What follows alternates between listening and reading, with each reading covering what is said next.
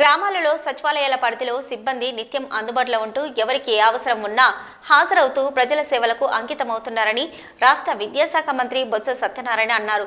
చీపురుపల్లి మండలం రామలింగాపురం గ్రామంలో నిర్మించిన 3 కోట్ల రూపాయలతో నిర్మించిన 33/11 kV సబ్స్టేషన్, డీసీసీబీ వారి సహకారంతో నిర్మించిన బహుళ ప్రయోజన ఏఎంసీ గోడౌన్ సచివాలయం, రైతు భరోసా కేంద్రం, వైఎస్ఆర్ హెల్త్ క్లినిక్ భవనాలను ఆయన గురువారం సాయంత్రం ప్రారంభించారు.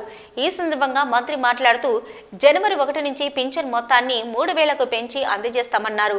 డ్వాక్రా మహిళలకు రుణమాఫీ చేస్తారని ముఖ్యమంత్రి హామీ ఇచ్చారని, దాని ప్రకారం వైఎస్ఆర్ ఆసరా ఇప్పటికే 3 విడతలుగా చెల్లించారని, వచ్చే నెల 23న 4వ విడత చెల్లిస్తారని చెప్పారు. వైఎస్ఆర్ చేయూత 45 ఏళ్లు దాటిన 18,750 రూపాయలు అందజేస్తూ అండగా నిలిచారని అన్నారు. తాను 3 సార్లు శాసనసభ్యునిగా పనిచేసిన ఇంత ఎక్కువలో సంక్షేమ పథకాలను ఎన్నడూ అమలు చేయడం జరగలేదని అన్నారు. గ్రామాల్లో అందరి ఆరోగ్యం కోసం సురక్షా శిబిరాలను నిర్వహించి ఆరోగ్య పరీక్షలను జరపడం జరిగిందన్నారు. అయితే ఇంటి వద్దకే వైద్యులు పరీక్షలు నిర్వహించడం గొప్ప విషయమని పేర్కొన్నారు. పాఠశాలల్లో మౌలిక వసతులను కల్పించి ఆహ్లాదకరమైన వాతావరణంలో విద్యాబోధన చేయడం జరుగుతుందని చెప్పారు. 8వ తరగతి విద్యార్థులకు ఉచితంగా ట్యాబ్లను అందజేసి విద్యాబోధన చేస్తున్నామన్నారు. జడ్పీ చైర్మన్ మజ్జి శ్రీనివాసరావు మాట్లాడుతూ గ్రామ సచివాలయ పరిధిలో సుమారు 16 కోట్లను సంక్షేమ పథకాల క్రింద అందించామన్నారు. ధాన్యం కొనుగోలు చేసి వారం లోపలే చెల్లింపులు చేయడం జరుగుతుందని చెప్పారు. త్రాగునీటి సమస్య పరిష్కరించేందుకు ఇంటింటికి కుళాయిలు వేస్తున్నామని తెలిపారు. గ్రామాల్లో 100 మందికి ఇళ్ల పట్టాలను అందించామని, ఇచ్చిన హామీలన్నింటినీ నెరవేర్చడం ఈ ప్రభుత్వ గొప్పతనమని అన్నారు. జిల్లా కలెక్టర్ నాగలక్ష్మి గారు మాట్లాడుతూ ప్రజలకు చేరువగా సేవలను అందించేందుకు సచివాలయ వ్యవస్థ దోహదపడిందని చెప్పారు.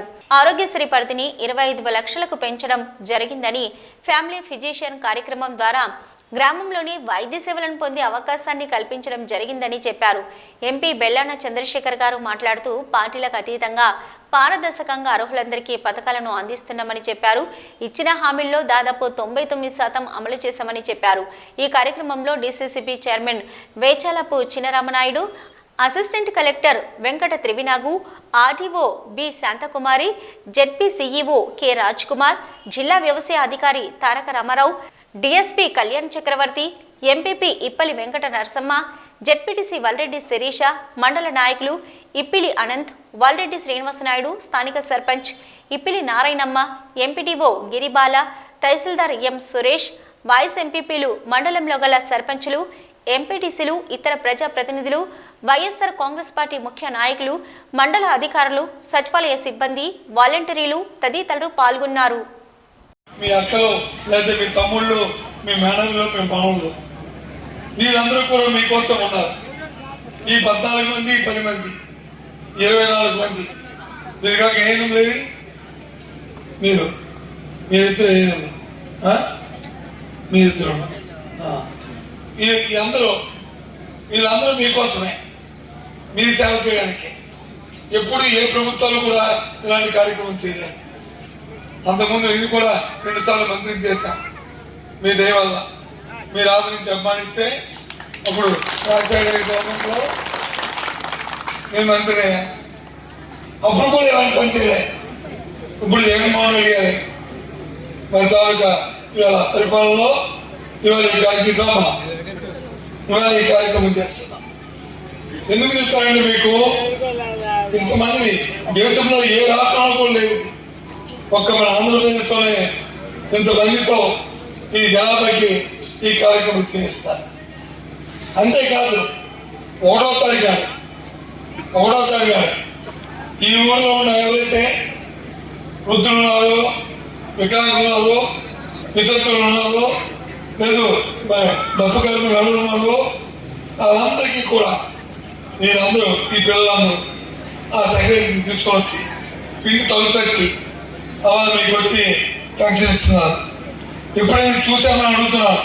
పెన్షన్ కావాలంటే ఆ విజయవాడ చుట్టూ, ఆ జన్మం కమిటీ చుట్టూ, లేదా నాయకుల చుట్టూ తిరిగి వాళ్ళు తొమ్మ పడించుకునే పరిస్థితి ఆ రోజు ఉండేది. ఈరోజు అలా కాదు. మీ ఇంటికి 1వ తారీఖున వచ్చి వాళ్ళు పెన్షన్ ఇస్తారు. రేపు 1వ తారీఖు కాదు, ఇంకో 3 రోజులు 1వ తారీఖు రాబోతుంది. ఆ 1వ తారీఖు కాదు, ఇప్పుడు వరకు 2,740 రూపాయలు ఏదైతే పెన్షన్ ఇస్తున్నారో దాన్ని 3,000 రూపాయలు 3వ తరగతి నుంచి మీకు ఇస్తారని మనం చేస్తాం. మీ ఇంటి తలుపు తట్టి ఈ పిల్లలు తెచ్చి మీకు 3,000 ఇస్తారు. ఇంతకుముందు ఎవరికి ₹1 కానీ ₹10 కానీ ₹100 కానీ ఎవరికి ఇవ్వక్కర్లే, లంచం ఇవ్వక్కర్లే, మధ్యవర్తులు అక్కర్లేదు. మీ పని మీరు చేస్తాం. ఇంకా ఈ ఊర్లో ఎవరు అల్లుళ్ళు వారు ఉంటే, ఎవరికైనా రాలేకపోతే, ఒకవేళ పేరు తప్పడితే, లేదా ఆధార్ కార్డులో వయసు రాకపోతే, లేదు ఇప్పుడు 60 సంవత్సరాలు వచ్చుంటే, లేదు 45 సంవత్సరాలు వచ్చుంటే, మహిళలు ఎవరైనా ఎవరు డిసైడ్ ఎవరు మా అటు కుంకిలో ఏం పేరు నీ పేరు? సునీత. మనకి 24 గంటలు కరెంట్ వచ్చేది. గతంలోని పగలు ఉంటే కరెంట్ ఉండే పరిస్థితి కాదు. ఇవాళ రామలింగపురం పునర్వసకి 2 గ్రామాలు కూడా పెద్దలు ఆలోచన చేసి 24 గంటలు కూడా మీ అందరికీ కూడా కరెంట్ వచ్చే విధంగా జరిగిందని చెప్పి తెలియజేస్తాం.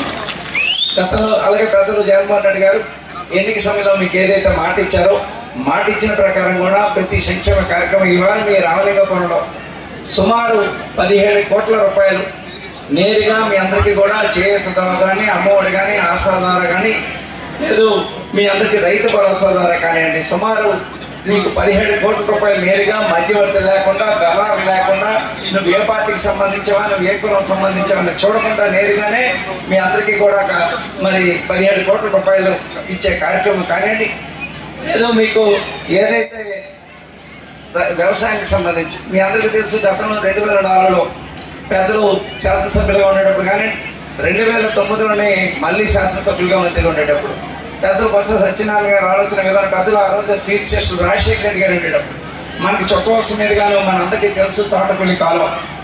ఈరోజు సుమారు 1,20,000 ఎకరాలకి ఇటు చిగురుపల్లి నియోజకవర్గం కానివ్వండి, అటు రణస్థానం కానివ్వండి, లేదంటే దత్తిరాజు కానివ్వండి, అంతవరకు కూడా సుమారు 1,20,000 ఎకరాలకి సాగునీరు అందించాలనే ఉద్దేశంతో పెద్దలు వాళ్ళ కీర్తిశేషులు రాజశేఖర రెడ్డి గారు, తర్వాత పెద్దలు బొత్స సత్యనారాయణ గారి ఆలోచన విధానమే ఇవాళ తోటపల్లి కాలువ.